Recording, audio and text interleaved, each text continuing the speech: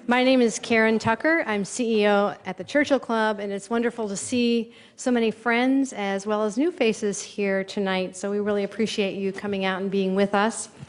The title of our program is Trends in Journalism When Critics Become Capitalists. Journalists perform an important role as critics and watchdogs of some of the world's most powerful people and companies. What happens to service, though, in the public interest when journalists accept the role of working to help people make money or making it themselves? We have an amazing set of speakers here to opine on this topic.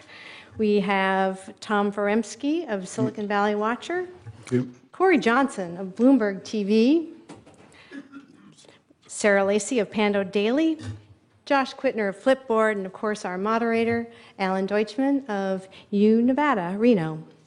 Welcome to our speakers, and thank you very much for being with us also. A special thanks to Alan Deutschman for all of his help in putting this program together and for hosting us in this wonderful facility. We thank Autodesk. We truly appreciate Autodesk's hospitality and generosity. Let's thank them now. A few words about this organization, the Churchill Club. Our mission as a nonprofit is to encourage innovation, economic growth, and societal benefit. And for 29 years, we've been convening audiences up to 40 times a year and inviting insightful speakers to share their views about timely tech-related business and technology topics, just as we'll be doing this evening. Anything technology touches where big changes ahead are fair game for a Churchill program. We aim to illuminate the implications of today's trends in terms of what they really mean for tomorrow. We respectfully ask our speakers not to pitch, but rather to contribute new thinking and ideas to the conversation and to attempt to advance collective understanding, hopefully inspiring others to positive action. We are a community benefit organization, and we truly enjoy working very closely with the community that we serve. So we just want to encourage you to participate and be in touch with us with your ideas and suggestions. We're always open to that. If you're tweeting, please use the hashtag Churchill Club, and there are other Twitter codes in your printed programs. Our next program is next week on January 28th as we look at data privacy trends for the year ahead. This is at the W San Francisco. And then on February 5th, breakfast in Santa Clara about where work and the workplace are headed. And we're back up here on February 26th in San Francisco with a meaty discussion about global growth and productivity to be held at Wharton, San Francisco. So I hope you'll plan to join us for all or some of those programs. Let's now go to Alan to dive into the content of our program. Alan. Thank you so much, Karen, and thank all of you for coming here today. Our topic, as Karen mentioned, is Trends in Journalism When Critics Become Capitalists. I'm going to try to introduce the topic and the panelists together and talk for just a few minutes because with 5 journalists on stage, this might be my only chance to talk before each other. What we all have in common, the 5 of us here today, is that we started out and came of age as journalists, business journalists, in the 1980s and the 1990s, working for major media organizations at a time when, as business journalists, we were insulated from the realities of the businesses itself that we worked for. I know Corey started at Time Incorporated. I started at Time Incorporated at Fortune. Josh, early in his career, was at Time. Tom was at the Financial Times. Sarah at Business Week. We were working for media organizations that had been around for decades, that were wealthy, powerful, entrenched, where the journalists could go and do their work because of the cultures that insulated them from what was happening in the businesses themselves. The businesses were very profitable. It was a very stable environment. And you knew that you could do your role as critic, as watchdog, as skeptic. You could be Diogenes to the Alexander the Greats of the day with impunity almost. I would be able to write critically about people like Steve Jobs or Mark Andreessen, and there were no repercussions. In fact, it was valued to have that critical edge. When I was at a conference once and Bill Gates saw me and walked across the room and began a 3-hour argument or perhaps tirade to me about what we had written about him in Fortune, I knew that I was doing my job, and that was valued. Publications. Try that with Elon Musk. Try working for a publication where you rip Elon Musk. The world has changed. You can't. He's Teflon. He's a genius. Yep. No one's Teflon. Here at the University of Nevada, Reno, down the road from the new Giga factory, we think he's a genius. He's certainly for Reno. But yes, the world has changed. And since then, those companies have been disrupted. The great media giants have either crumbled or collapsed. Ownership has changed without necessarily a transmission of the same culture and values and appreciation of the public interest. The media has become 24/7, constant. Technology now lets us monitor our contributions to the bottom line in minute ways that can be measured precisely.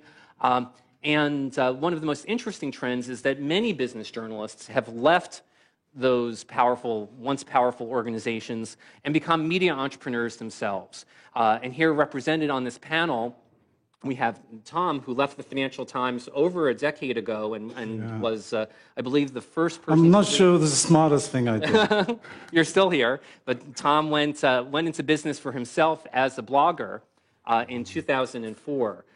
Corey left to go work on Wall Street, taking his investigative reporting skills honed as a journalist and to put them to work making money for hedge funds, then coming back to journalism. Are you still hedging?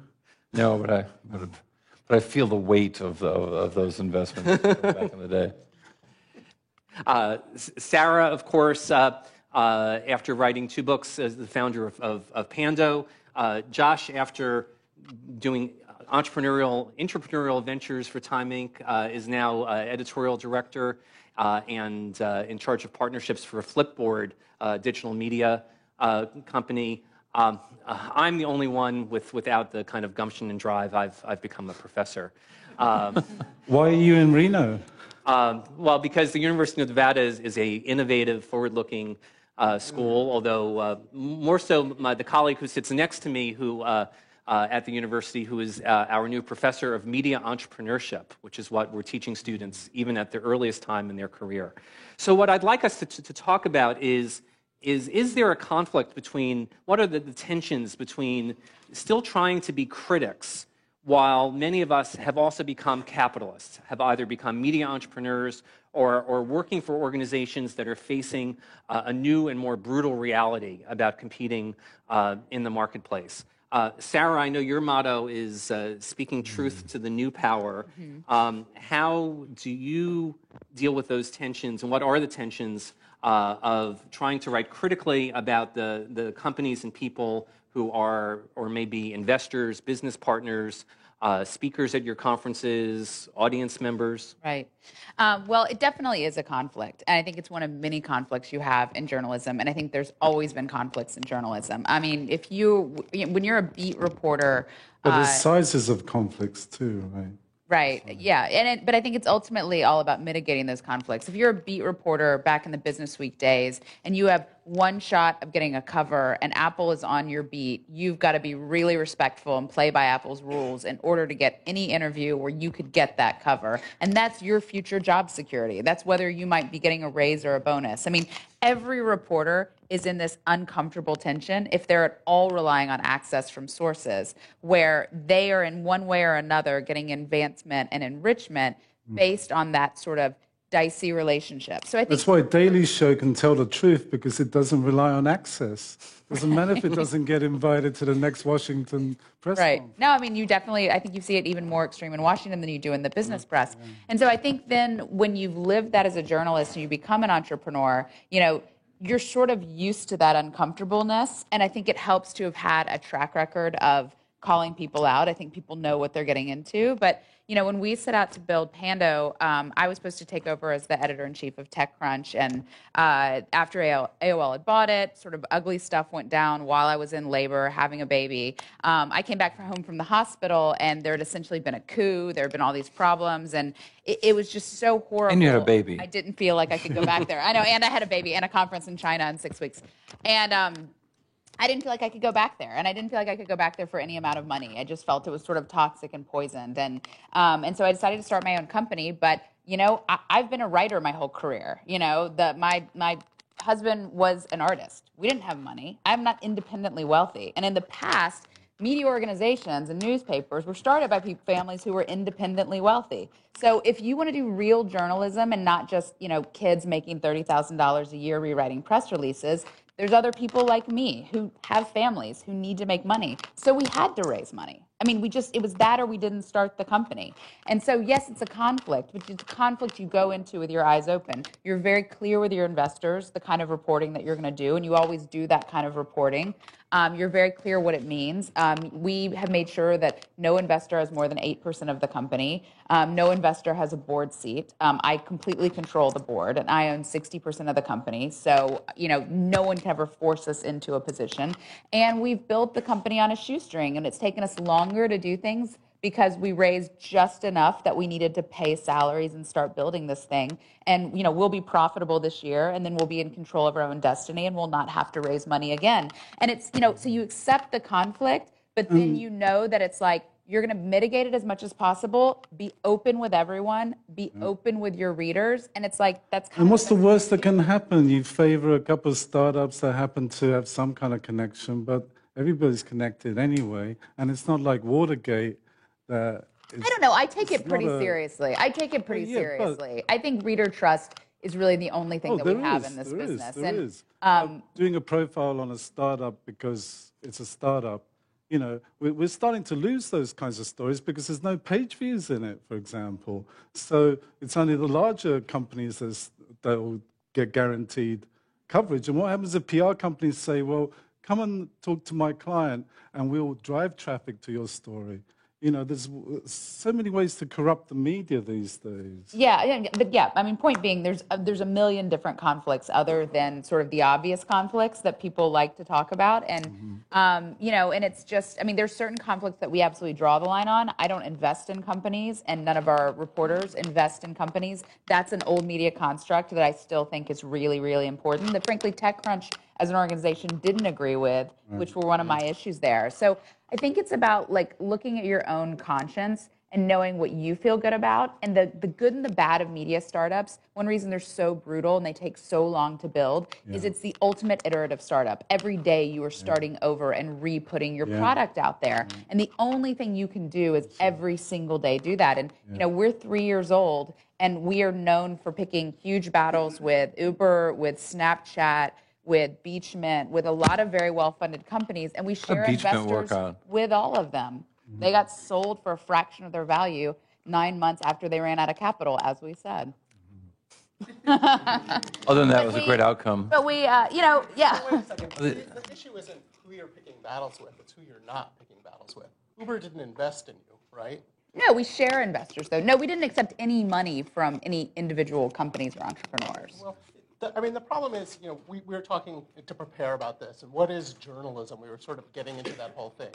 And I was actually thinking a lot about that. And if we all sort of accept the basic idea that journalism is this hunt for truth, right? That's what journalists do. You look for the truth, and then if you're good, you package it up in an entertaining way, and you put it out there, and lots of people think it's interesting. But if fundamentally it's the search for truth, then there's a lot of noise in the environment right now, I think. I mean, because there are lots of noise. that small companies have. Yeah, it's not even noise. It's worthless. It's worthless. I mean, Chasing page views is one problem that you mentioned. That's Yeah, a terrible yeah. problem, and I think we're now starting to kind of come to grips with that. Well, But then not there are really. problems of, like mommy bloggers getting paid to endorse things and not. Yes, and the PR people, the marketing people are deliberately corrupting them. Mummy bloggers didn't know, oh, if we take this stuff and write about it, that's not good. That's not ethical. They didn't figure that out. They deliberately poisoned their own well for short-term gain. And that's also what I think is happening with native advertising, which I'll talk about later. Josh, you want to talk about your career a little bit, like where you Sarah, you started in magazines, you moved on to TechCrunch, you moved on to this wonderful thing that you're doing now. Talk about what you've done because I think it's interesting. You mean going to Flipboard? No, like Yeah. I'm not convinced that you're on. Really? I have a loud voice. he's so on though. Convinced So you were on. on. Well, I started on typewriters, Yeah. the me Albuquerque too. Journal. Describe to everyone what those are. You push these buttons and these big pieces of metal come flying out and hit a piece of paper. There was ink. There was a But when you were talking, we were Carbon talking before paper. about the church and state wall. When I went from the Albuquerque Journal to Newsday in New York, and the church and state wall in the mid 1980s was so high that the ad side, the business side, was kept in a completely separate part of the building. And if an advertiser, somebody from that department actually walked through the newsroom, it was as if we were all defiled. It was a Yeah. scandal. And everyone would be quiet. to go into and the they would clean look. room. It was like a man in the woman's dorm. It was almost like there was yes. a union grievance. Right. I mean, that's how buffered. No, we at Business Week, we were literally in different buildings in different cities. Yeah. Yeah. Like they were in San Francisco. And that's we why were- journalists have no idea what the economics of their own industry is. And And they're not interested in it. it's true. I don't know if it's a bad thing. I mean, I'm It is a bad freaking thing. old. I actually think it was All a of the bad thing money. because I think the journalism business was really late to understand what was happening and how to fix it. It was Yeah. as if we dispassionately were lying on our Hulu. back and we said, oh, look, my toes are on fire. Yeah. And then you said, oh, no, it's Oh, spreading to my knees. pretty colors. And nobody actually went out to say, how are we going to stop this until it was too late? Right, so wait, so you went from Albuquerque to Newsday, paper to paper. But I started writing about the internet, which was known as the information superhighway around 1992, 1993. I was the first person at Newsday to actually get that my beat was called Life in Cyberspace. Yeah, that's And kind that of, was Long Island Newsday, but it was Long made Island a big Newsday. push into New York City at the time. that's right. And so my stories would get picked up on the wire service there. Taking over Alan's job. Oh, please do. For a living, I'm sorry. And then I started writing for Wired while I was there, and I made my way to Time and was hired to write about the internet for years at Time. That was under Walter? Under Walter. Walter Walter was Isaacson who wrote a book about Steve the Jobs. guy. Yeah. Sold better Yeah. than anything else. I feel really privileged because I got to Combined. start on typewriters and end up in. What are you using now? What are you typing on now? Are you typing anything? I think I mostly just talk into things now. I don't think I even. But all of us, I mean, we were, people who were covering the early days of the information superhighway, the commercialization of the internet, or even before then. We were kind of sheltered from the business reality of our organizations. I remember when I was 25 years old, I wrote a cover story for Fortune about 25-year-olds that had a guy who looked like Tom Cruise on the cover. And the powers that be told me it was the best-selling issue of the year on the newsstands because instead of having someone who looks like a 70-year-old bald guy, we had Tom Cruise. But it didn't matter because Who was the dude? he was a salesman for Intel. Because 95% of our copies were subscription. There was lots of advertising. You could lose big advertisers, and it didn't matter. And it actually showed you were doing your job. And there was no need to know. To know about the business, but those of us who were as business journalists, we got to know a lot about business, and particularly here in Silicon Valley, a lot of us got infected by that kind of entrepreneurial startup culture, and there were examples of people, like Mike Moritz, who left Time to go to Sequoia and become one of the most famous venture capitalists of all times and such. So, we were kind of part of this entrepreneurial community, and I often felt that we were kind of like the monks at the orgy a little bit. And I wanted to start a magazine in my 20s, and I got together with colleagues at Time Inc. and on Wall Street, and we Everybody didn't did. have It was $1 billion easy. in 10 years No, to but do it. look, I started the magazine in my mid-20s in the Haight because newsprint was cheap. I figured that out in London. I was editing a small microelectronics paper. And so I was living in the Haight-Ashbury, and I'm jogging one day, and I'm thinking, my God, there's no local newspaper. This is a global media brand, and there's nothing here. So I started a local newspaper. And, wonderful thing was my American friends all said, oh, what can I do? I can write poetry, I can do photography.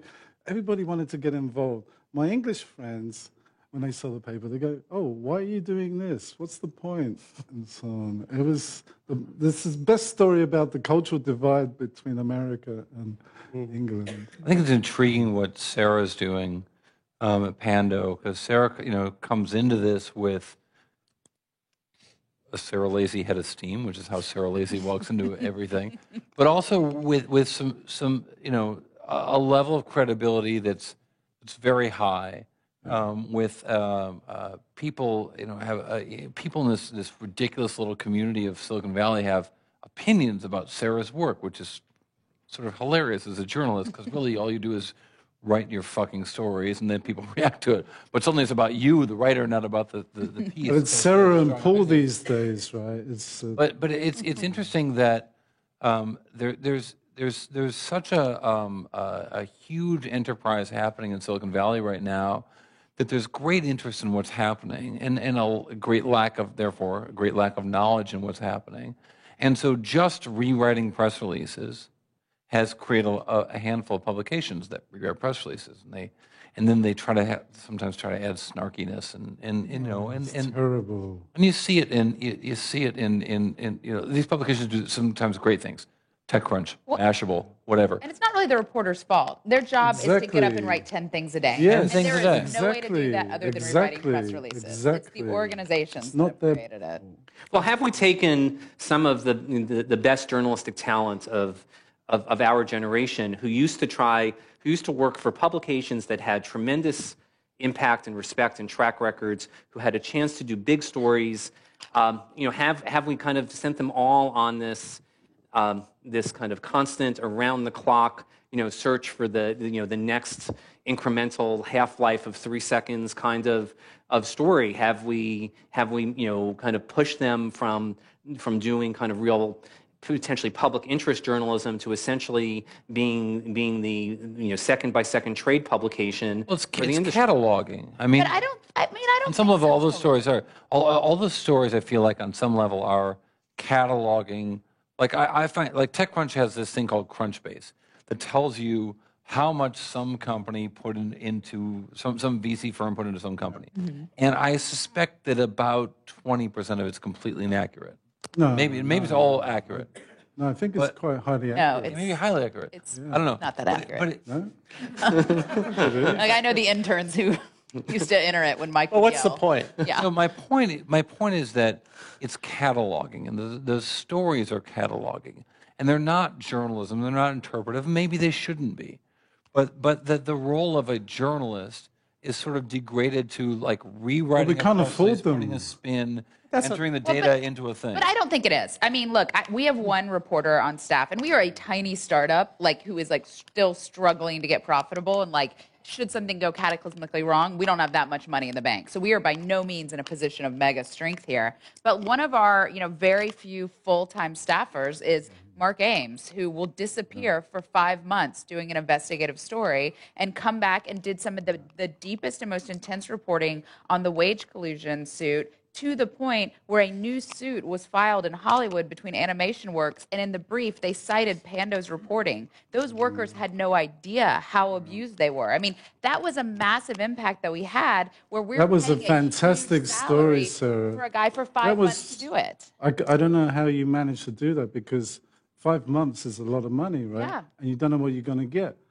However, that story is a great story, and I'm shocked it's not a massive story, because all these companies are constantly talking about their wonderful people. Their capital is their engineers, yet they were colluding. Well, and it's behind their horrifying when you backs talk about to keep Apple their and salary Google were down. driving it, two companies that Wall Street is literally saying, we don't know what you can do with all this cash. I mean, two companies Right, that These are that the don't know richest what to do companies. with It's their not like they cash. were short were of money. colluding to keep. Steve It's Jobs an was a amazing bully. story. Steve But Jobs was point a being, look, bully. I think it is the credibility, and I think it is the ethics of the organization. For us as a media organization, we are happy to go out of business doing those stories. We are happy to be driven out of business by calling out a company like Uber. Like, I'm running the company. There are less respectable ways I could drive us out of business. I'm happy You don't for wanna those go to be out the of ways business, though, we go right? out of business. I No, wouldn't but be happy. don't you? I mean, don't you think there's this journalistic thing of go out in a blaze of glory, calling someone out, and them trying to sue you out of existence and thwart the First Amendment versus I just couldn't sell enough sponsorships? I mean. I don't think anyone's going to. I mean, that story fell in your lap. No one's gone on a blaze of glory since Thelma and Louise. I think. It doesn't work out. You and Paul are going to go out that way, but not really. Josh, you were about to say something. What were you about to say? No, I wasn't. I was ready to leap up and applaud. But okay, so Sarah, so Tom, so day to day though, I mean, what happens when you're in a situation where you want someone to to speak at your event, and and then are they off limits when you want to write about a company that where they're not investors but their best friends are your investors? Well, I get this in TV too. I have to propose suck a solution. No one's off people on limits. TV, like in television, like I do this TV show called Bloomberg West. It's on. I do 2 hours a day, every day. I do 500 hours a year, and I do 6 or 7 Who's on segments it? every day. Who'd you interview? So every day I've got to come up with at least Really? 7 or 8 people or should call 14 me up people to come on because- TV. I know he looks. Yeah, Tom and I will do it anytime. Exactly. You guys get We just ran the amazing corner guests. too. So I think we get great guests, and I'm really happy that people come on the show.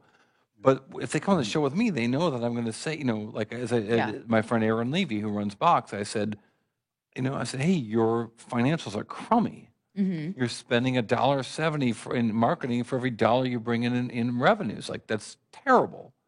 And he's like, Corey, come on, give me a break. But he and our friends, and he and I are good. So he'll come on the show to do that.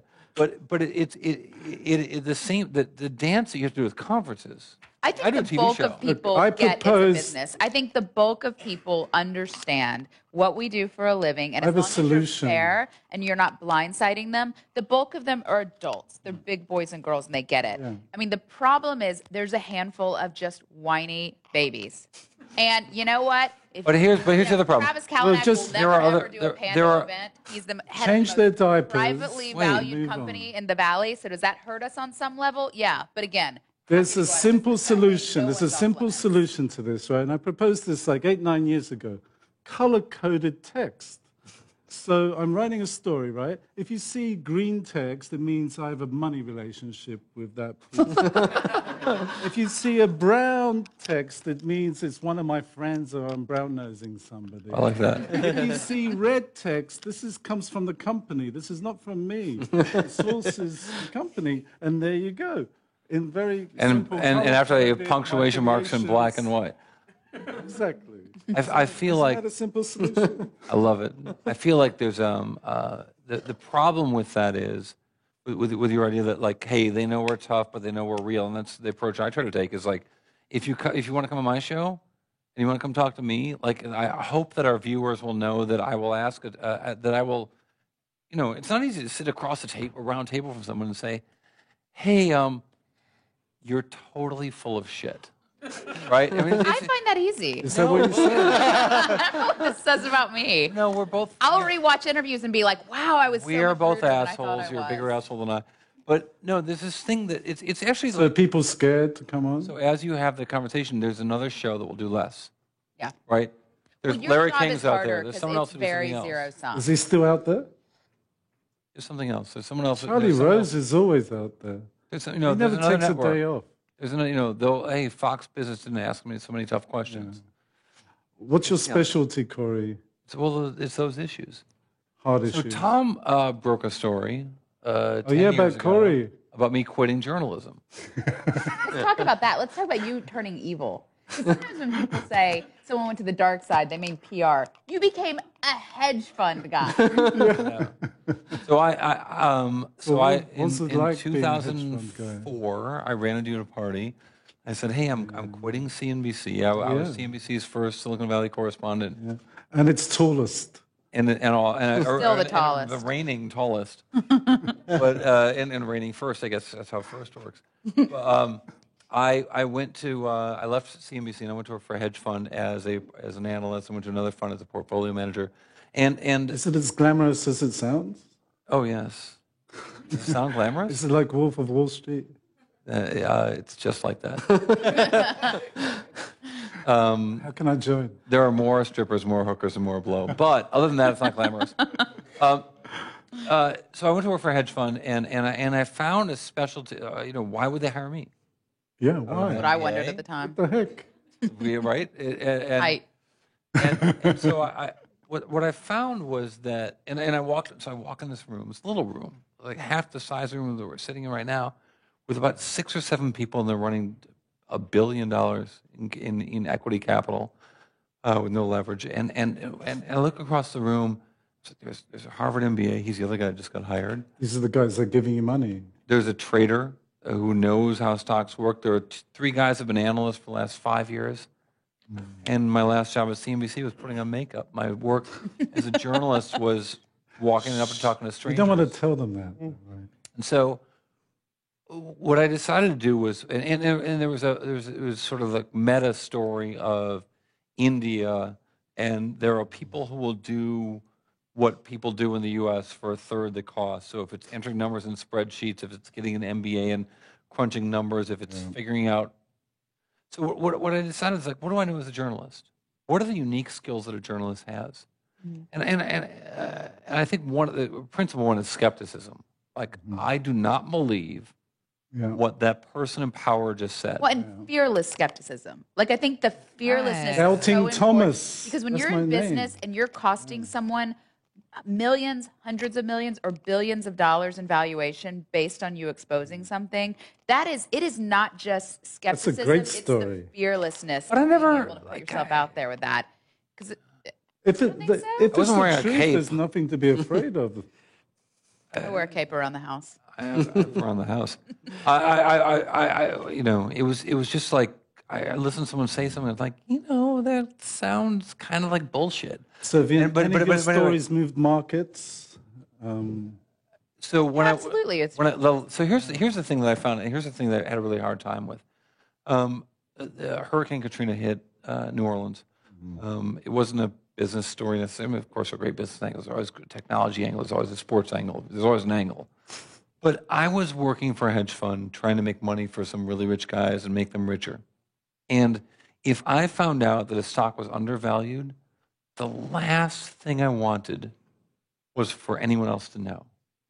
If I found out, and this became my specialty, was that a stock was overvalued, that there was a fraud, that the company lied, that they cheated, that they were stealing, the last thing I wanted was for that to become sort of sifted through the market as everyone knows they're liars, everyone knows they're cheats, everyone knows they're crooks. you were an No one believes. anti-journalist.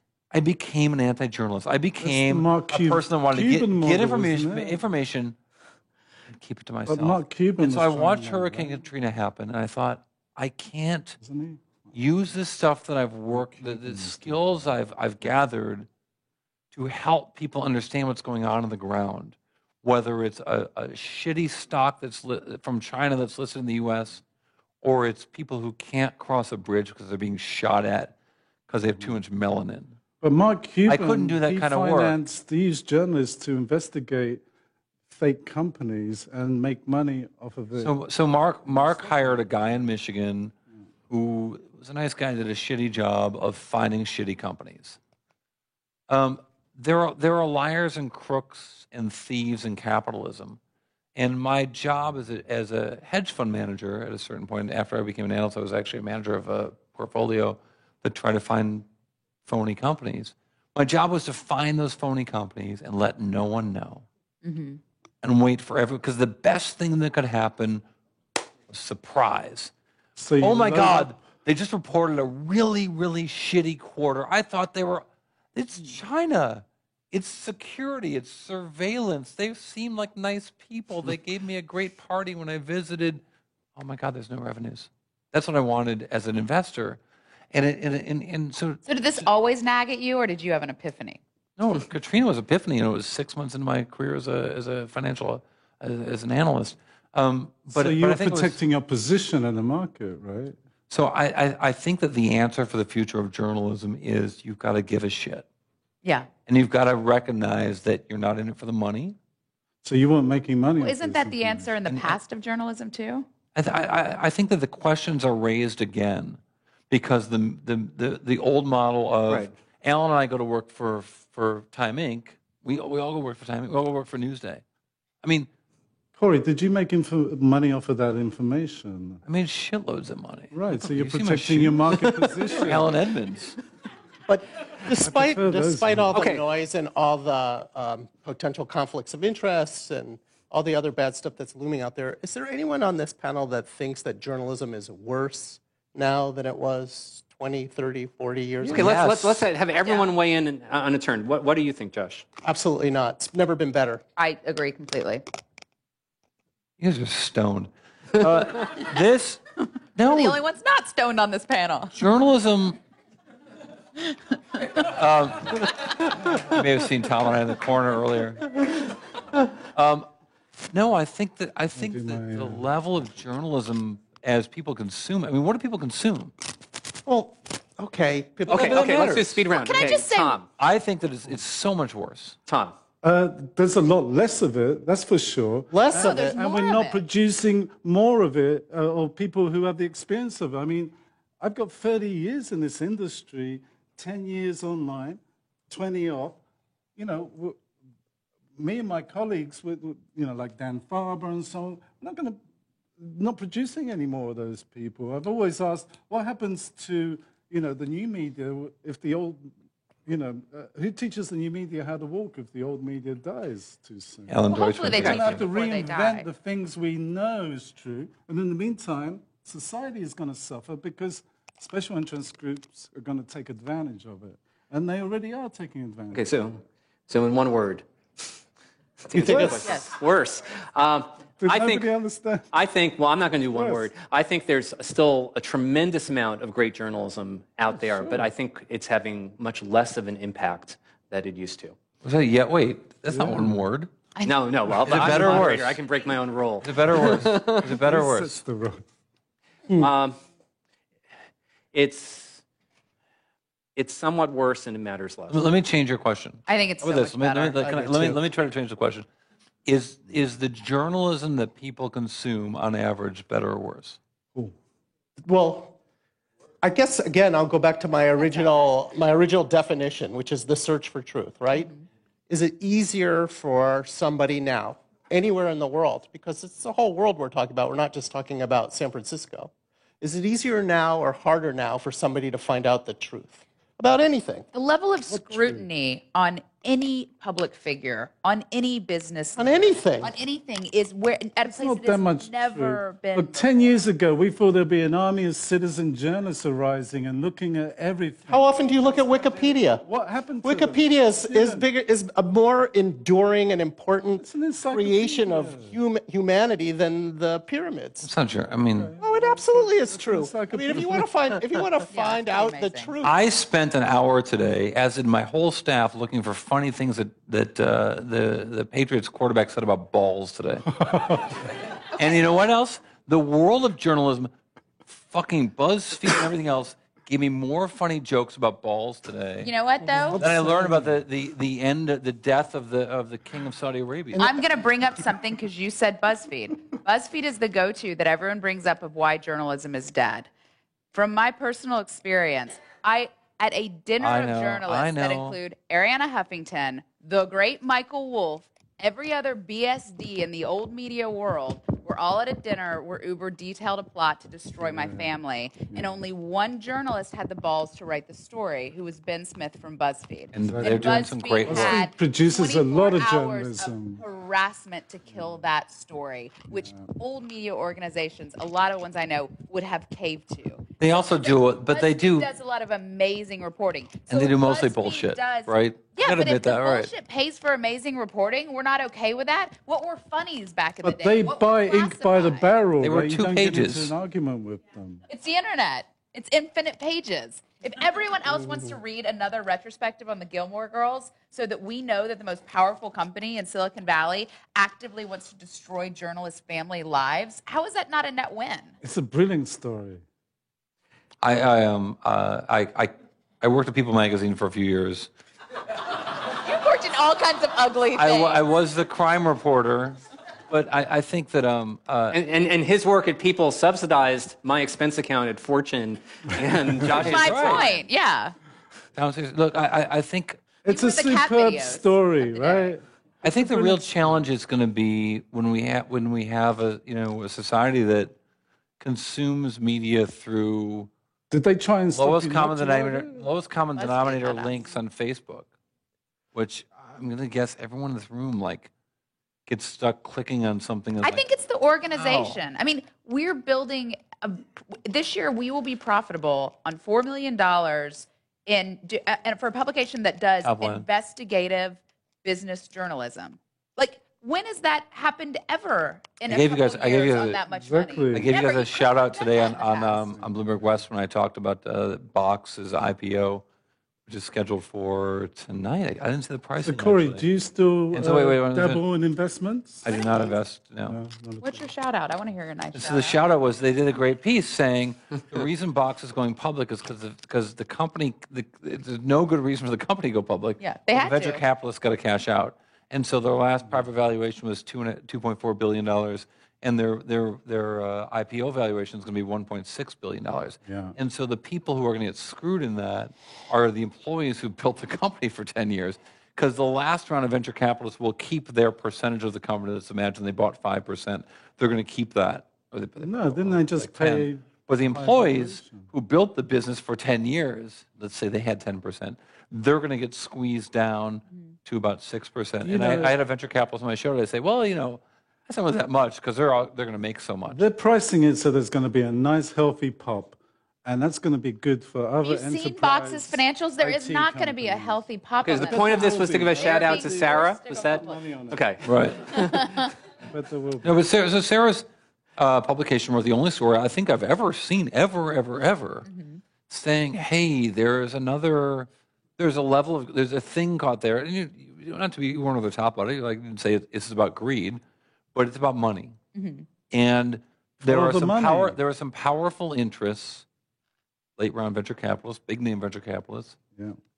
who want to take their money out, and it's going to screw this happy fantasy that the world has about Silicon Valley, about young people invent a company and they do it in their garage and they get rich because they're smart. Why do and they're young nice and people they're want to white. run a company? It's really hard. That's why only young people do it. The rest of us know better. But in journalism school, we're telling our undergraduates we have courses in media entrepreneurship. We're saying this is what you're going to have to do out in the media. You're going to have to be a one-man show like Tom. You're going to have to start something like Sarah. Yeah, and we're telling you One-man when you're shows 18. don't work. Teams work.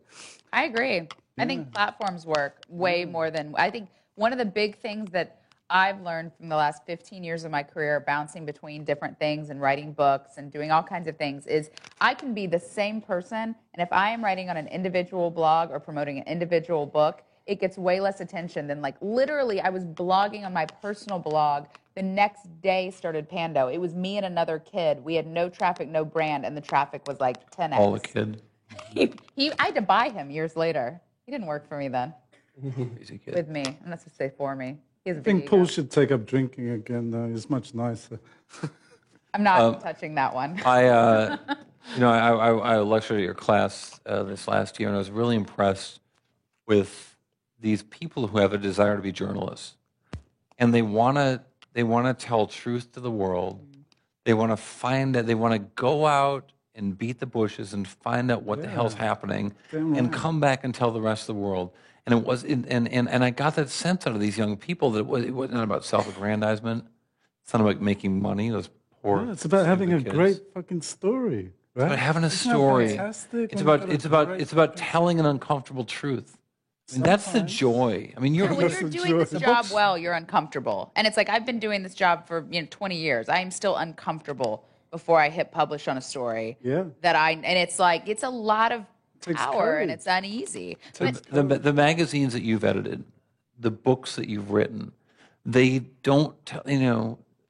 We were talking about my friend Walter Isaacson. Our friend Walter Isaacson. Your book about Steve Jobs is so revelatory. I read Walter's book, which was great. Everyone read the book. Well, Walter's book sold about 1,000 times more Right. copies. And your book was fucking brilliant. Well, thank you. But I published a book that was a very critical book. And you said when, Steve's- when yeah. people And it wanted was to, it was hero worshiping, and I would have, I would have retired 15 years ago if I had written a different book. No, you wouldn't. But I wouldn't have written that different book. But today, I think all of the incentives for me at publications where everything is being tracked with metrics, where revenue is depending upon that, where the total revenue model for it always publications was like Recode tracked is with conferences metrics. where you need to have No, it wasn't. those people coming. No, it wasn't. It was not. you It know was what? not true. It was always Henry Luce did not have Metrics. metrics for the story. And we Advertising literally- and circulation and metrics. We literally hide metrics from all of our staff. We do not allow our staff to see any metrics. We do not run an organization based on metrics. My show on Bloomberg Again, West. if we go out of business, we go out of business. But like, that's how we're doing it. My show is the best rated show on Bloomberg Television, and yet online brag. we're getting. Well, Why did you leave the world? I said it's the best rated show on Bloomberg Television. I didn't say it's the best rated show on Why are you back in media, Corey? Fox. Why are you back in the media industry? I mean, there's no money in it. I mean, I'm overpaid. Don't get me wrong. No, He's but in TV media. and you There's were probably shitloads of paid money better on I think- Bloomberg TV. as a hedge fund guy, right? So, Why are you back? here's the story. I haven't told this story. So, I started a little. I did this hedge fund thing for a while, and I was managing my own account. And I was kind of comfortable. I had a really fun Friday lunch in North Beach with all the boys. In North Beach, and we would have this fun Friday afternoon, and I wasn't working hard, and I never had like a chance to exhale, and it was glorious. But I had little girls. I have little girls, but they were very little then, and they never really seen my youngest daughter was born sort of my last year. She was 2 or 3 years old. She never really seen me work. What am I going to teach them? What's important in the world to do? What do you want to leave behind, and what do you want to show them, like every day? Like, what does work look like? What do you do, and why do you do it? And I was thinking about this stuff, and I got a call from Dan Colarusso, who was the managing editor of Bloomberg News at the time. And he said, "Hey, I want to have you come out of your retirement or whatever you do on the beach and get your feet out of the fucking sand, and come do a tech stock show." And I said, I know that means a lot to you. You're this big TV job and stuff, and you want me to there's no way I'm going to go back to journalism. There's no way I'm going to do TV journalism because I know where that leads. It leads to Extra. It leads to Entertainment Tonight. My cleavage isn't good enough. My stories aren't short enough. There are physicians for that. I know. So I saw a doctor. You got to feed the beast. So I every came up with day. this idea. I was like, well, what would I do? What could be, how could you tell stories that would inform people about their world? And how could you do it in this particular context, business and television? And so I thought of something. And in the case of Bloomberg West, it was how is technology changing in a way that is affecting business? It's not about stocks. It's not about trading. It's not about, buy, sell. My competitors have some shows that say, you got to buy this, you got to trade this. Hey, what do you think about Microsoft today? Did you see the press conference? I don't know. Satya Nadella has got a 5 p.m. shadow issue. Sell the stock? Oh, so it's a tech show, not a business show. The show's about change and technology. You guys and go business. really deep into stuff. Oh, really yeah, no, well barely. done. But the notion is For TV. talk about What's your favorite interview that you did? very shallow with Sarah Lacy. Oh, here. So I think we're getting close to the Q&A. So please start thinking of the hard questions that I should have asked if I were a better You didn't journalist. have a chance. If I had a chance to ask a question. What do you see And- amongst but- your In the meantime, students what that- questions should have we asked each other that we've been holding back? And Well, so I will say in terms of your job, when I was coming up, I had a lot of disdain for people with journalism degrees. And I always felt like the best journalists I knew didn't have journalism degrees. And people with journalism degrees were mostly working in PR. What's your degree? I have to, English literature, totally valuable. I have chemistry. But I have found now hiring people, we've found really great talent out of particular journalism schools, like David Holmes, who is hands down one of the best people who has ever come through Pando and is our East Coast Which editor school now. did he go He was in Jay Rosen's program Oh, really? at NYU, and he is the most complete journalist I have Jay? ever known. Oh, no, sorry, David, our David, guy. yeah. He does video. He knows the tech side. He knows enough about the business side, even though he doesn't work on commercial stuff. I'm the only one who kind of goes back and forth between the two sides of the house. But but he can write really well. He can very quickly. He understands how to do social. Like he is Does he such know a bit of complete JavaScript, all HTML, package. I mean, I think he knows CSS? some of it. Yeah, I mean, and not Okay, so everyone, send your kids to journalism school. Okay. certain ones. But it's like, I mean, in terms of what you want to teach your kids, like I would hire 5,000 David Holmes if I could find them. Like he They're is that cheap. amazing. I would if I could. Well, if you know what, if I could find them, I'd find the money somehow. Josh, what haven't we asked that we should ask? I'm still stuck on why you guys think journalism is bad now. I don't get that.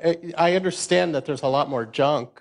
There's a lot more junk food, but there's a lot more everything. And I still think that if you look at the important stuff, the good stuff, the hard to ferret out stuff that comes everywhere from Pando to the New York Times, there's way more of it now. I mean, the thing that sucked about the old days is we were limited. We only had a few sources of information. And you were we limited like in to, space. And we like You to had to pretend fight that to they get a were really, page. really good and trustworthy and important, but they were every bit as corrupt as anything. And nobody was policing them. Does anybody remember how we went to war in Iraq because they had weapons of mass destruction? Yeah. The New York Times told us that. And lots of bad decisions were made because we had few choices. And now, it's raucous, it's crazy. It's like New York City in the 1800s when there were 50 newspapers. The media is dying. Long live the Covered media. Yiddish theater, and people would fight about it. And that's how media should be. It's dirty and swirling and chaotic. But I think that we have more access to the truth now than we ever did before. Okay, let's do this quick through the panel, and then we'll go to the audience. Sarah, what haven't we asked that we should ask? Well, I mean, I don't know about asking, but one thing that I wanted to talk about that I didn't, that I'll say very quickly, I think one of the biggest misconceptions, like if you were to ask like my contrarian view on media, is that ultimately the two sides of the house should be separate and someone from ad and business should be in charge. And whoever the editor-in-chief is should never, ever, ever touch the business side. I believe the exact opposite. I believe ultimately, as much as you're going to say separate but equal, there's always a single boss. And I am much more comfortable as a journalist working in an organization where a journalist is that ultimate boss. I turn down so much revenue, and there's so many times I put our company at risk for the right reason that someone who had never come from a journalism background never would. Exactly, yeah. I mean, at Time Inc., Henry Luce is the editor-in-chief to this day. Right. Well, now our bosses in journalism are Michael Bloomberg, Jeff Bezos, some guy who was Mark Zuckerberg's roommate, Pierre Midyar. Pierre. These people weren't journalists. They were incredibly successful, brilliant business people, but they're running the show now. They're inherently conflict adverse. You cannot be conflict adverse and be the head of a media organization. It doesn't work. Yeah. So I think, is it time to turn to the audience? Okay, so hold on. Oh, let Tom get it. What we haven't mentioned is native ads and how it's corrupting the media industry. And now everything is considered corrupt anyway. So it's like, that's terrible because we have no What do you mean? trusted sources of information. I mean, native ads. Everything, native ads, like New York Times runs a story. It's about Dell, but it's written by Dell's advertising. But it looks But like it's an actual article. It mimics a story. Yeah, it's what we used to call advertorial in the print world. Yeah, but it it's mimics the style it's of the labeled. story. You know it's It's a there. little label. Tom, are you telling me that you're really surprised? You're reading this going, oh my God, I had no idea this was such a good company. What if Dell gets a real story because it fucking Oh, earned it? come on. Is it going to be, say, not paid for by Dell? It says promoted. Why is it trying to mimic? People are sophisticated. Back in the pre-internet days, I remember at Fortune, all of our research, That's what advertising all of our always research showed that tries to wear the protective coloring. that our readers had no. Okay. What then? Okay, let's turn it to the audience because we can fight it. We'll fight about this afterwards over more beer. Okay, before individual questions, who thinks the media is better now than it was pre-internet? Who thinks it's worse? Who thinks it has less impact? Who thinks it has more impact? Okay, pretty divided. Okay, individual questions. Yes. Yes, we will bring the mic to you. That's service. As a former journalism student who didn't go into journalism, but has great respect for the profession, I am curious, Alan. So, with the drastic disruption to traditional media, now kind of the whole face of journalism has changed. What are the ambitions of your students when they are majoring in journalism or getting a degree? What is it that they are looking to do? I think in most journalism schools, there's a split between students who are looking to go to news and ones who are in strategic communications, public relations. There are 4 to 5 times more jobs in the public relations, strategic communications side than there is in As we all know what from our used to be inboxes. called news. No one trusts our- But on both sides, it's such a different world. I mean, when we came up, if you could report and write, or if you could be on TV, or you generally were good at one thing, or if you could do photography. Our students now, they have to learn everything. They have to learn audio, video, interactive, Editing. and editing. In a HTML, world where CSS. wherever they go, they're going to have to be using all forms of media. When I was at Fortune, I asked once, could I take my own photographs? And they said, that's never been done in the history of the magazine. Writers write and photographers are good at taking photos. And I found that was wrong. There was one guy who did both. His name was Walker Evans. And now Franken on SNL, he had his own. Most of the students still go into the public relations side, but all of them kind of have to study everything and be able to do everything. And it's I a think lot more that's challenging than when we fabulous started. because I love learning all that stuff. Yeah. I mean, but most journalists, they can't type very well and they certainly can't spell and they refuse to learn anything else, but they can tell great stories. Next question. Yes. So we talked a little bit about native advertising, but there's also this parallel trend of branded, journalism. And I'm using such quotation thing. marks. And a lot of times it's more feature stories than news stories. And we've been really focused mostly on business stories and news stories. Urban Sitter today launched a parenting magazine, for example. But even Dell has Tech Page One, which has mostly feature stories about technology, very few of which are actually about Dell. And that's true, actually, of their native advertising, too. So would love a quick read from the panel as to whether you think, is journalism the act of investigating, reporting, fact-checking, and writing a good story, period? Or does it matter where that story runs? Is a well-fact-checked, It does matter well-written where that story story runs. lose credibility if it happens to be Yes, on it does. Tech Page One It's versus better if it somewhere runs in an independent third-party format. If it's published by the company it publishes, it can be the best story in the world, but it's still going to lose in the perception of the reader. And I think we're going to end up reinventing a third-party independent media industry, the one that we're losing now. Unfortunately, we have to destroy it in order to reinvent it, because companies can't be media companies. They can try. There's some stuff they can do, but it's really hard to do this. I think it's a Get up major- every morning and do it again. And I think again there's a and major again. reader They trust can't issue, do but it. I think there's a lot of areas of media and I don't know if you would call it journalism, but media certainly, where there's always been conflicts. Like fashion magazines, you have, people who are, or let's say beauty magazines, they're using every single product, they're being sent products, there's always been a blended advertorial thing. So like, do I get worried by an e-commerce company that starts doing content that's around beauty or fashion? No, because I think that's always been a blended thing. But I think when you're talking about people's money, I think when you're talking about politics, I think when you're talking about things that really impact the world, then, like I said earlier, all we have is reader trust. And ultimately, all of our views on where something's appropriate to run doesn't matter at all. It matters because of reader trust. And I think, unfortunately, there's a lot of journalists who need outlets, and they may go work at an outlet like that, and they may do amazing work. But Do you I accept do think it's native ads, tainted. by the way, Sarah Pendo? No, we don't accept anything written by a company.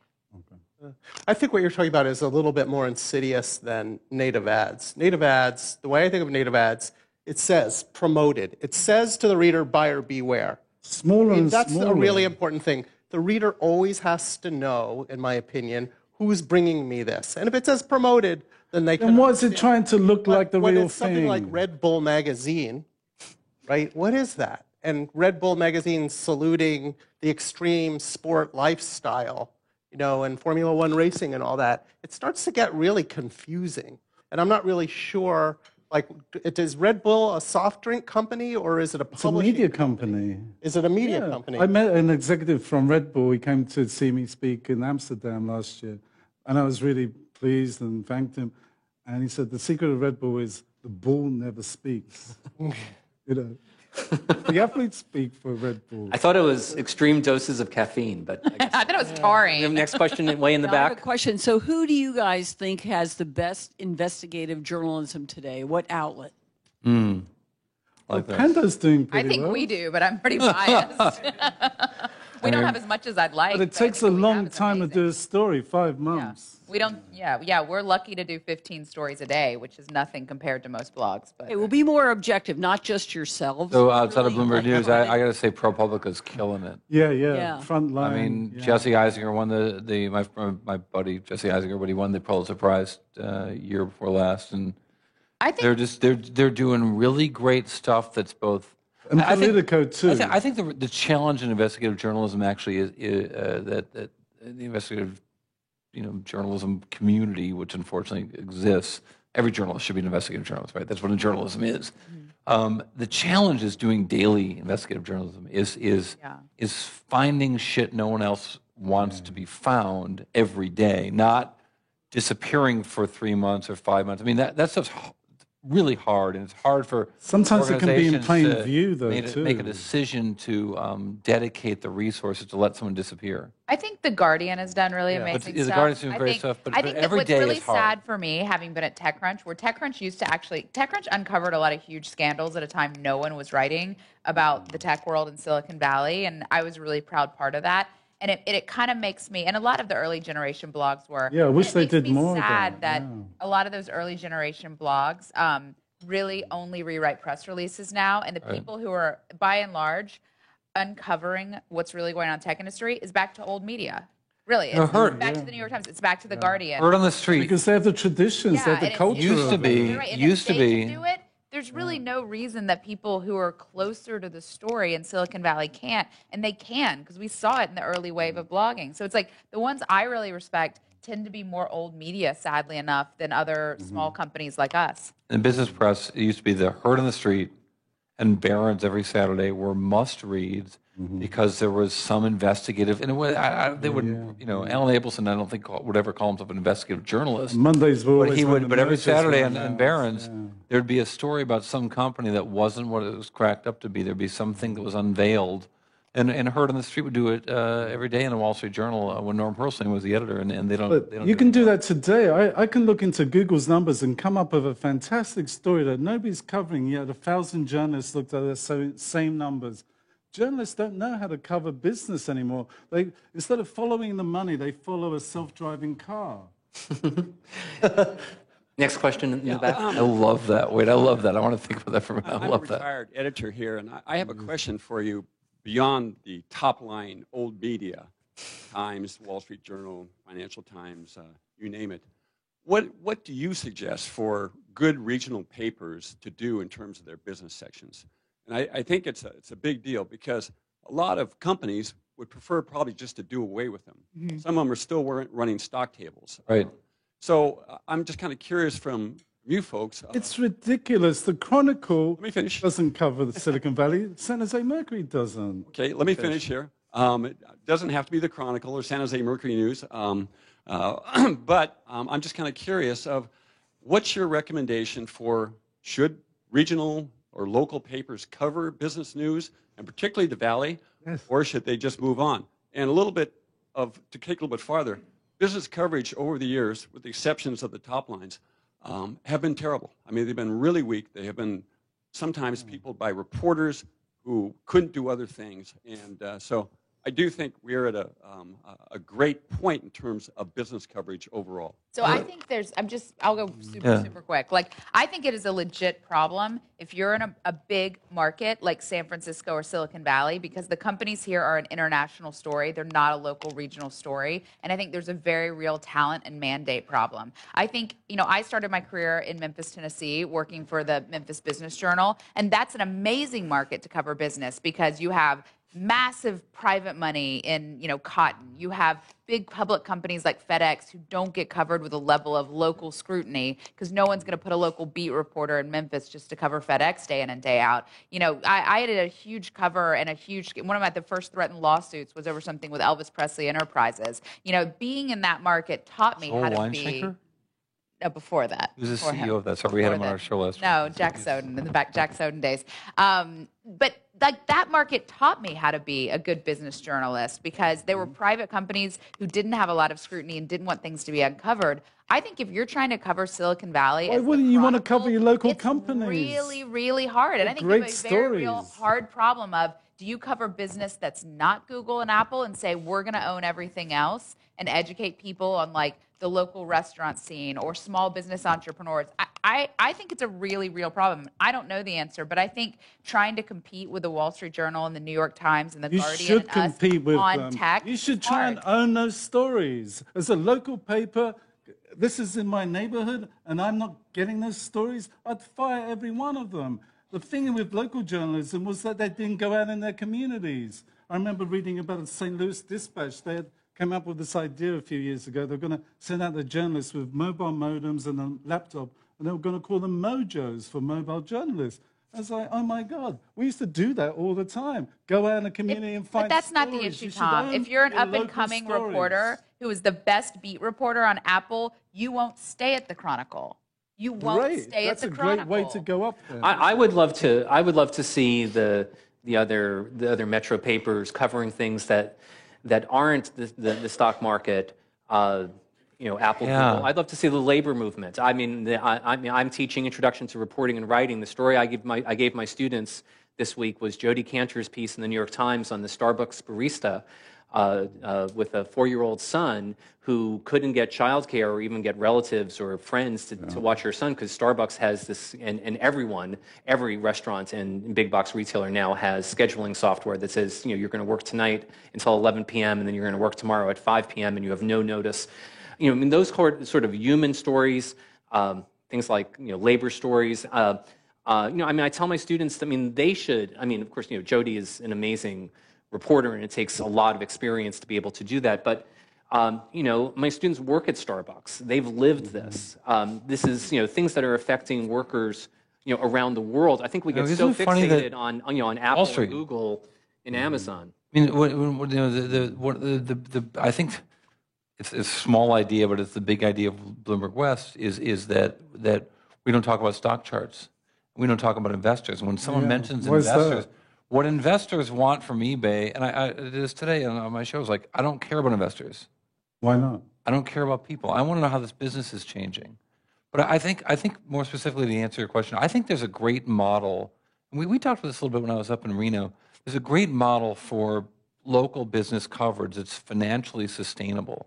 And a trick to it is mentioning every promotion. The business papers do this really great. The Memphis Business Journal, which I've actually read a lot because I had some investments there back. I think as a journalist, you always want to be working on the biggest story you can find. San Francisco Business Times does a great job. San Francisco Business Times does a great job. And the people who subscribe to that publication read it so they can find out which regional vice president of sales became the vice president of sales. And their names are in that thing a lot. But the result is the reporters are getting close to those people who are making changes in those regional businesses. And so suddenly they start to report about the shit that's actually going on the ground. Who's selling more of something? What business is growing? Who's taking that? Hey, what's that building being built for the center of town? And you end up having a real on-the-ground reporting and a high level of interest because the people who are in business care about that business. And I think that's how journalism is done, by getting into the community. Absolutely. Let's go to the next question right over here. Yes. Hello? Yes. Hi, my name is Dirk Lüth. I co-founded one of the last real papers, Financial Times in Germany, in the late 90s. And now I moved to the Valley to become a tech entrepreneur. But I would be interested, because do you think that, because what you're leaving out of the equation is actually the readers, right? Are you all producing quality content? And I don't hear at all, that you say, if you produce so good quality content, why can you not charge? Or will that be the future, that you can charge readers again? I don't believe in charging readers. We have a membership where if someone really believes in our journalism and wants to financially support us, they'll get certain things like videos from our events, or we do a quarterly print magazine. There are certain additional things that they can get as part of that, which is great. But we will never have a firewall. We will never have a paywall. I think that when I was coming up with the media, the way I understood it, and I don't know if this is true for all magazines, but the ones I worked at, the reason there was a subscription price is it barely paid for getting the thing to you. It was not a profit center at publications. And I don't believe it should be a profit center now, because we have disintermediated the way of getting that to you. So people always want to say, well, people paid for it before. And it's like, people paid for it because something was getting mailed to you. They were paying essentially the postage. They cut down trees and... Right. Yeah. But I believe. But now that's the New York Times business model now, and it seems to be I think working. the biggest problem is a talent issue.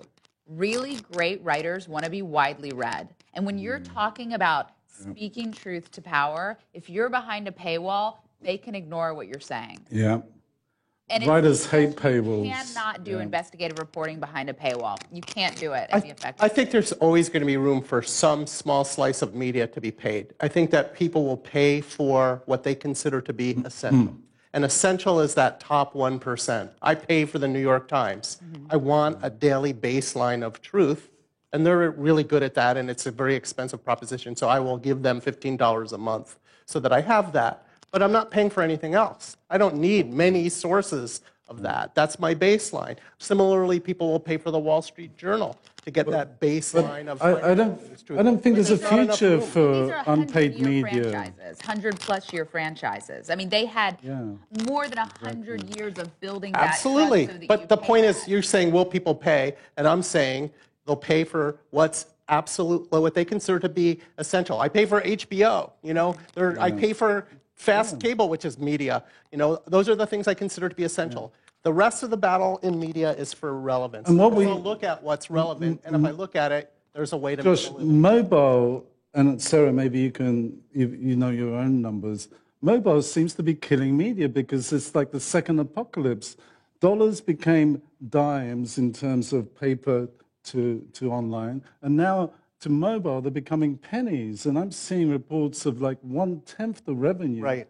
And you can't show 10 times as many ads on a mobile screen. There's been a huge shakeout. I think that How's that gonna?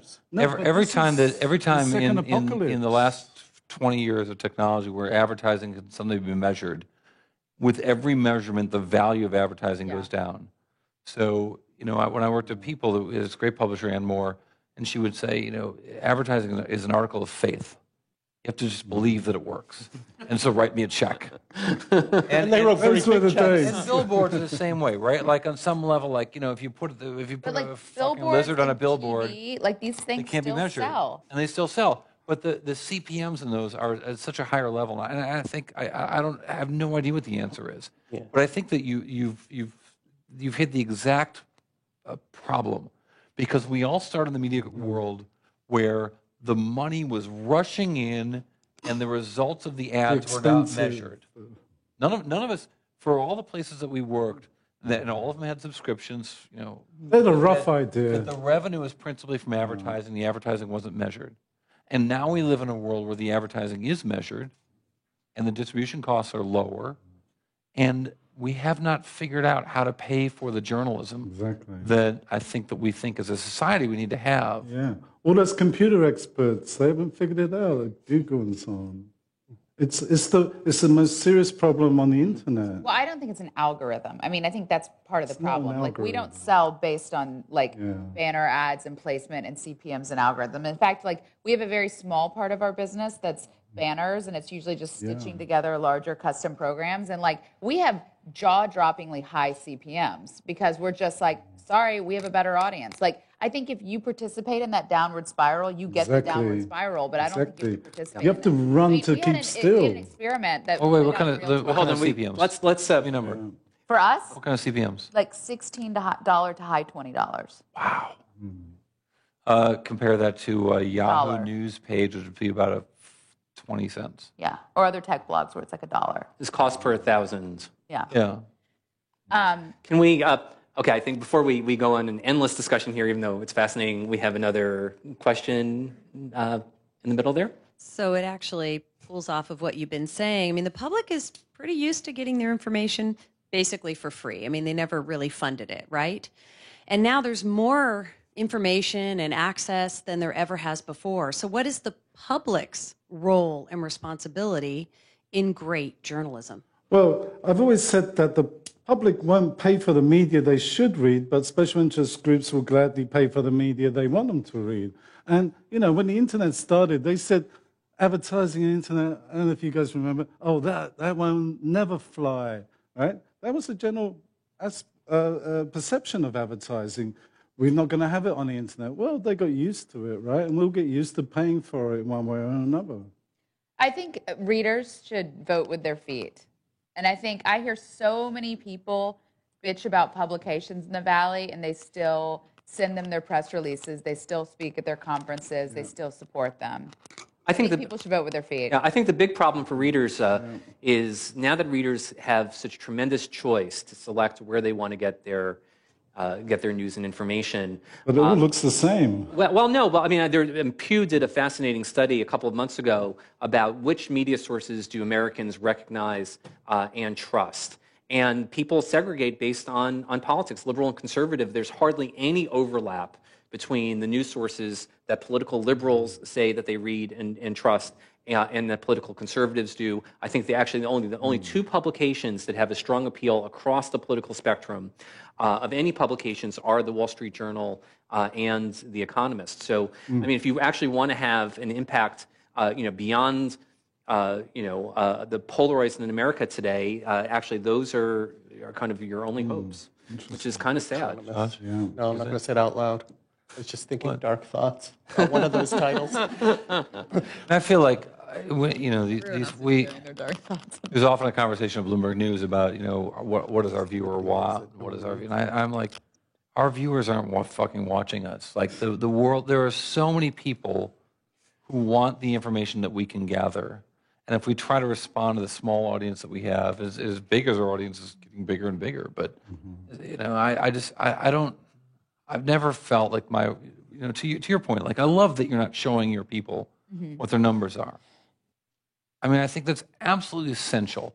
Yeah. You have to do the work because you can't respond to the tiny Pando Daily audience, the tiny Bloomberg television audience, the tiny CNN audience. I mean, we keep hearing stories about how people trust the media less, how they aren't spending as much money on media, and then we're like, well, we got to focus on the little audience we have.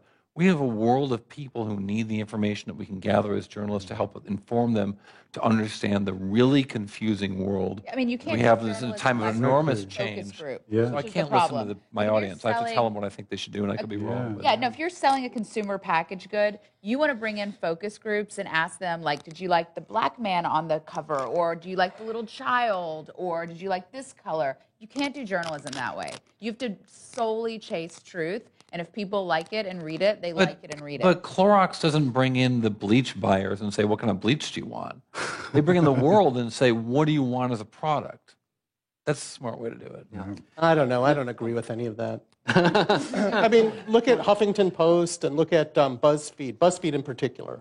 Right? BuzzFeed is a killer because it's so good at not focus group testing, but just throwing everything out there and they're saying, does this headline work? No, does this headline work better than that one? Let's use this one. Let's change those words. Let's move this image from here to here. All this in real time. But it's the same thing. They're leading with their chins. They're to quote the Sinatra tune, right? They're out there saying, like, we're going to try to. They've got an algorithm, but we think this is going to work better than that thing. Let's see if it works. Hey, it's working. Let's do more of that. But hey, I've got an algorithm.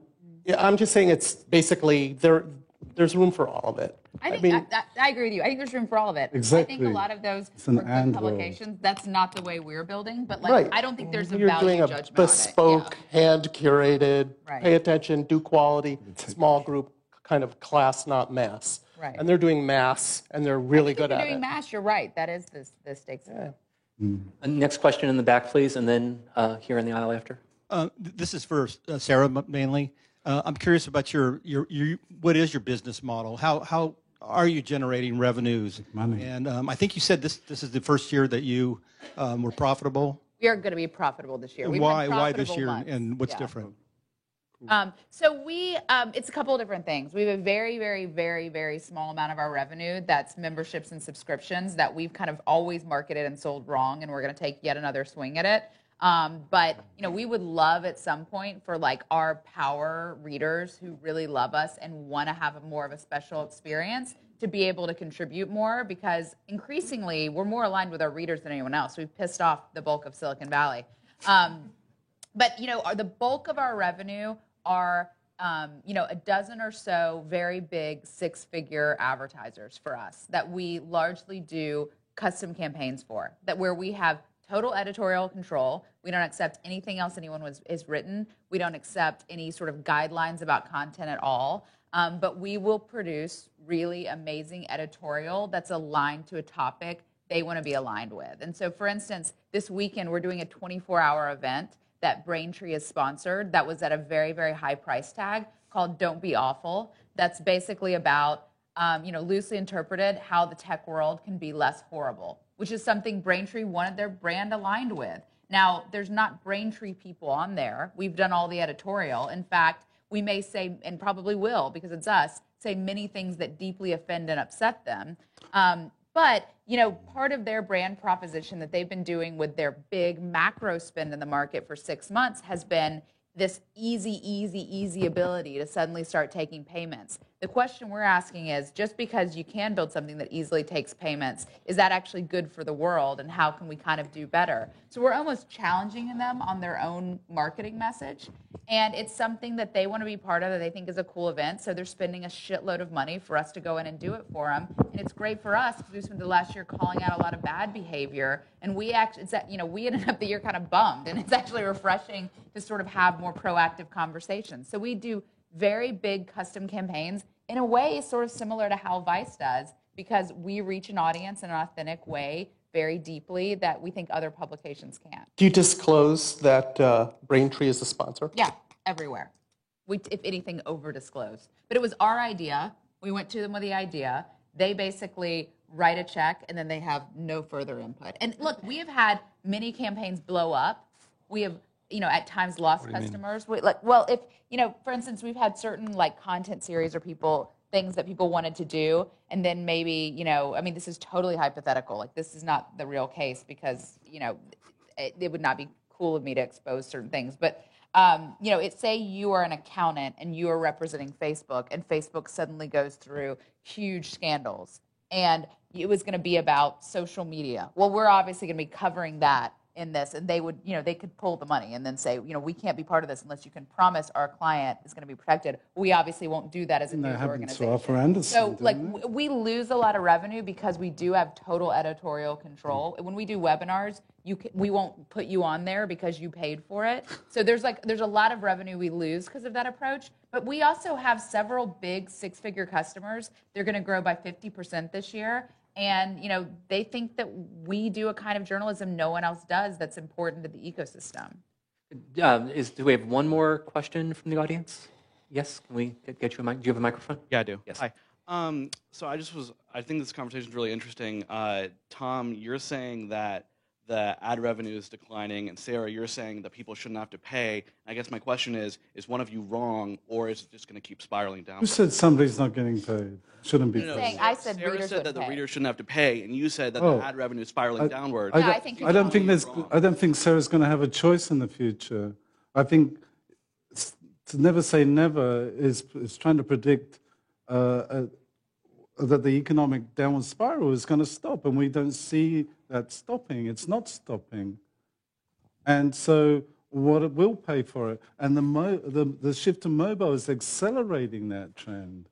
So, yes, of course, nobody wants to charge a paywall, but what choice I is think there if you're going to selling be? only banner CPM advertising, you're screwed. I think But there's a lot publications of like Sarah's sponsorship and can ads that aren't find that. models that will work for Sarah's publication, but it's not something that necessarily would work for other media publications. There's two. We need something that works for everyone. I'll tell you what the scary thing is the bulk of what people are doing is events. I don't know what is up with my ear. This thing has not stayed on for more than 30 seconds. Is all doing events. lot of No, earring, it's not my must earring be. because I tried taking off the Yeah, earring. media's a loss leader. So the problem is even Fortune is essentially an events business now. And the problem with events is, first of all, that is the single biggest conflict where someone can hurt you because if people will not appear on stage, you don't have an event. That is the single biggest way someone can bully you on a story. They can't on investor because they've already invested. What are they going to do? I mean, like other things are not, but that is a direct bullying. They love that I think stages. actually is the scariest conflict. That said, you know, the other problem is events don't scale. You know, you can flood, like, look at what Recode is doing. They have the most marquee business event and have for 10 years. And, you know, it's one of only 2 conferences that I go to every year. And yet now, in order to grow the business, they have to have 15 other mini codes throughout the year. I don't know anyone who goes to those. And I think they're eroding the brand and the process. Same with GigaOM. Events are a great way to basically make sure as a media business you don't need more venture capital because you can bootstrap yourself to becoming a big enough brand that you're not only events, but if your end game is events, and if you have a brand like Fortune and you're an events business, that's a brutal way to make a living. Like that's worse than a services business. Like events is the bad crack of media. But media has to be a Heinz media business model where you got 57 varieties of revenues. Yeah. I think what's emerging online is that there are 2 kinds of advertising revenues.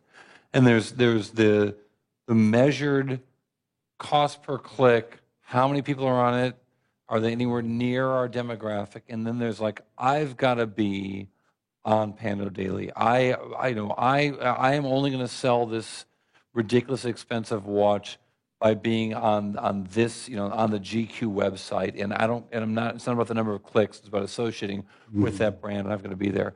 And those are increasingly differentiating, right? The value of that particular demographic and associating with the brand of that media thing is on a high level, and the value of banner ads, of click ads, of the little box that pops up where there's kind of amazing technology. There's a real-time auction.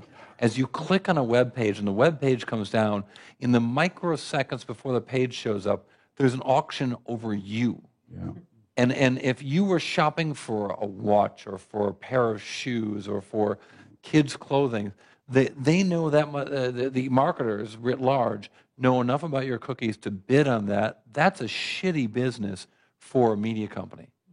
Because while the ads are there to be gobbled up, they're not high value. They don't care who you are as a company presenting information, writing great stories, hiring journalists, making this here for 5 months.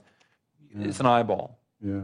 And so we're increasingly seeing a separation there. And the trick for media companies is going to be to get the big money. And we are going. I think our time is up, unfortunately. But the panel is going to go home and try to figure out the rest of the media equation, and then present it at our next event for the Churchill Club. So thank you all so much for coming, and bring it back to Karen. I'd like to thank our speakers for sharing their thoughts, both dark and light, so passionately. Thank you so much. As a small token of our appreciation we have for you, the Churchill Club speaker T-shirt. Yeah. Oh, thank you. Please wear that in good health. Video recording should be available hopefully by tomorrow on the Churchill Club YouTube channel. Or on my site. Or on Tom's site. Silicon Valley Watcher. And you've been a wonderful audience. Thank you so much. See you soon. Good night. Thank you.